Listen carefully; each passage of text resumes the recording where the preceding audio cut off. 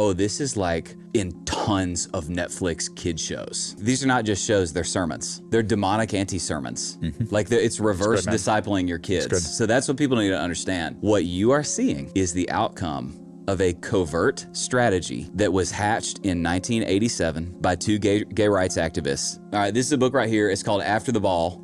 Subtitle, How America Will Conquer Its Fear and Hatred of Gays in the 90s. And bro, I'm gonna read you some quotes from this thing. You are about to have the veil pulled back on the exact play that got ran on your culture for the last 50 years without anybody knowing. But this is really gonna freak you out. Some of this should sound familiar. You may be going, man, why is it? They're like, it's in every TV show, it's in every commercial. Why has Netflix got to stick this in like every kid's show? Well, let me help you. So these guys start talking about what's going to be our media strategy. The authors boldly state early on in the book, quote, the campaign we outline in this book, though complex, depends centrally upon, listen to this, a program of unabashed propaganda firmly grounded in long-established principles of psychology and advertising. We need a flood of gay-related advertising presented in the least offensive fashion possible. This will get the job done. Listen, if straights can't cut off the shower, they may at least eventually get used to being wet. So they're laying this out in 87 so that it will desensitize them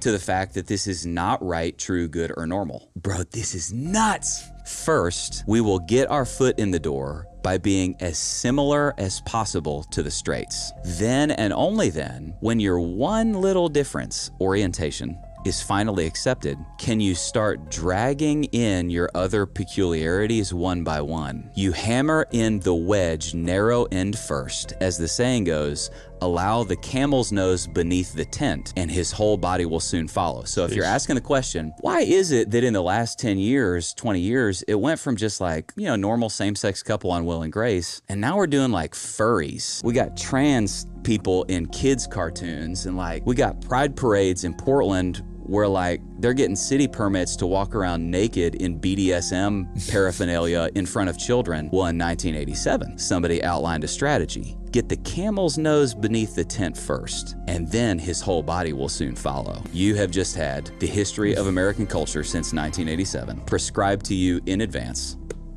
from that book. Wow.